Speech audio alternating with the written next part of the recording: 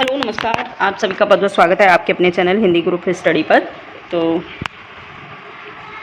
जैसा कि आप लोगों को ज्ञात होगा, आपके अपने चैनल हिंदी ग्रुप स्टडी के माध्यम से Hindi TGT PGT net JRF जैसी आदि एग्जाम की तैयारी कराई जाती है। साथ ही विभिन्न प्रकार की प्रतियोगी परीक्षा के सामान्य हिंदी पाठ की तैयारी कराई जाती है।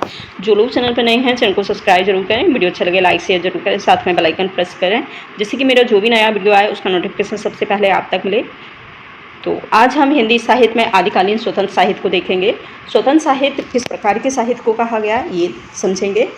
तो देखते हैं, आदिकाल में जो साहित्य लिखे गए, ऐसे साहित्य जो पूर्वोत्तर प्रवृत्ति रास और सिद्धनाथ साहित्य के अतिरिक्त थे, ठीक है। स्वतंत्र रूप में लौकिक विषयों को आधार बनाकर जो साहित्य लिखे गए थे उन्हें स्वतंत्र साहित्य अथवा आदिकालीन लौकिक साहित्य के नाम से जानते हैं। लौकिक साहित्य में शामिल किया गया। इस श्रेणी में निम्न रचनाएं प्रमुख रही हैं, जिनकी प्रमुख इस जो साहित्य में लिखी गई महत्वपूर्ण रचनाएं हैं, उनमें सबसे पहला जो नाम आता है वो आता है हमारा ढोला मारूरा दोहा। महत्वपूर्ण रचना है ये हमारे आदिकालीन साहित्य की। बहुत बार इससे प्रश्न बनते हैं, तो इस रचना का जो सबसे पहली रचना मानी जाती है लौकिक साहित्य या फिर स्वतंत्र साहित्य की पहली रचना है, ये आप नोट कर सकते हैं अपने नोट्स में, और इसका नाम है ढोला मारूरा दोहा। इसके लेखक की बात करते हैं, लेखक हैं कल्लोल या फिर कुशललाल। दो कवियों का इसमें उल्लेख मिलता है इस रचना के विषय पर। तो पहले कुछ लोग मानते हैं इसे कल्लोल की रचना है और कुछ मानते हैं कुशललाल की रचना है। इसके अतिरिक्त जो रामचंद्र शुक्ल हैं वो क्या मानते हैं वो भी आप लोग नोट कर सकते हैं। आचार्य रामचंद्र शुक्ल के अनुसार यह रचना सर्वप्रथम 1973 ईस्वी में कल्लोल कवि के द्वारा लिखी गई। ऐसा माना है रामचंद्र शुक्ल ने कि कल्लोल कवि के द्वारा ये महत्वपूर्ण रचना लिखी गई। थोड़ा सा जूम करके पढ़ेंगे इसको।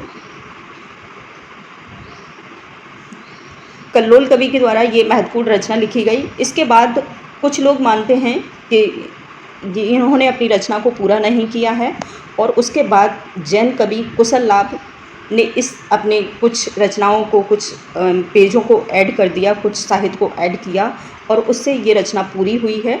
और कुशललाल का जो समय काल रहा है वो 1561 ईस्वी रहा है, ठीक है। इन्होंने ऐसा रामचंद्र शुक्ल मानते हैं, ये ज़रूर याद रखें, ठीक है।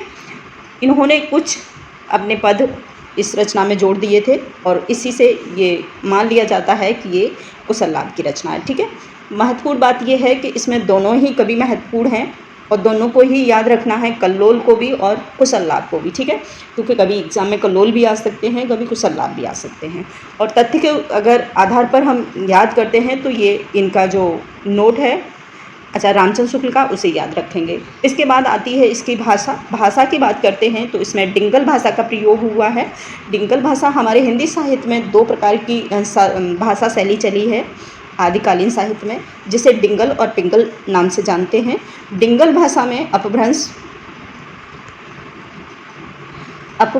प्लस राजस्थानी भाषा को ऐड किया गया है।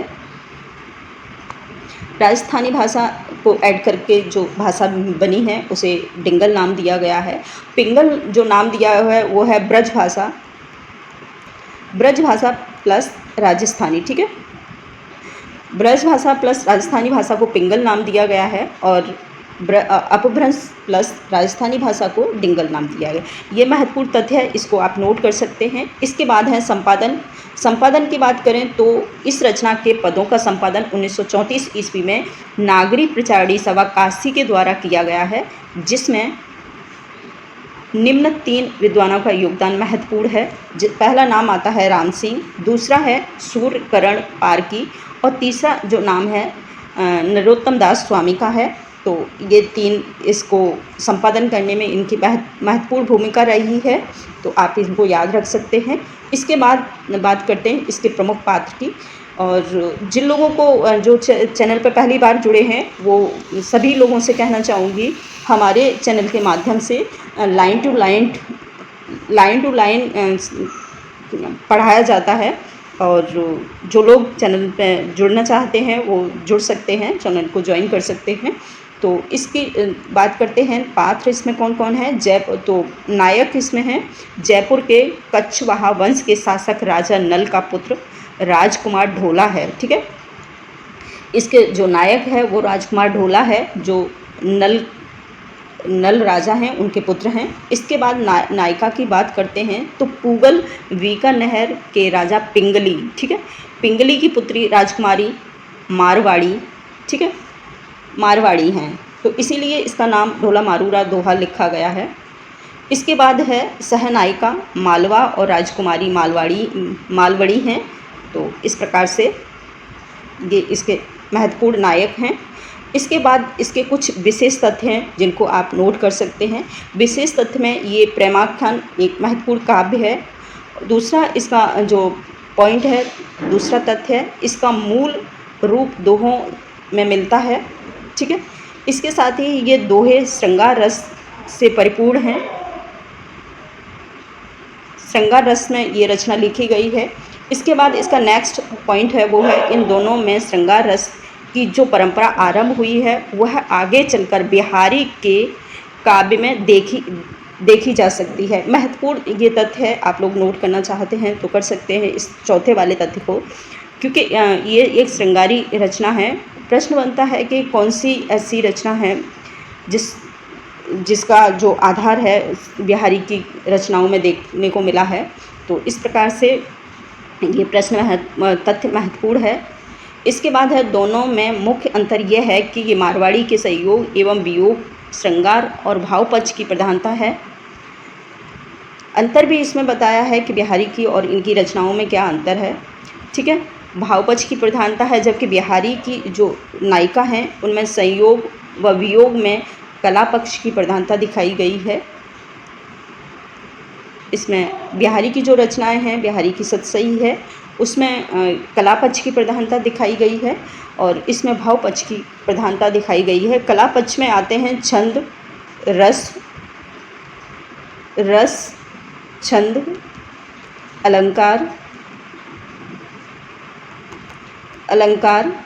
इस प्रकार से जो रचनाएं लिखी जाती हैं उन्हें कला पक्ष बोला जाता है, रचना का कला पक्ष बोला जाता है। भाव पक्ष में आता है हमारा बाकी कथा काव्य। तो इस प्रकार से इनका कला पक्ष बहुत ही महत्वपूर्ण रहा है बिहारी का।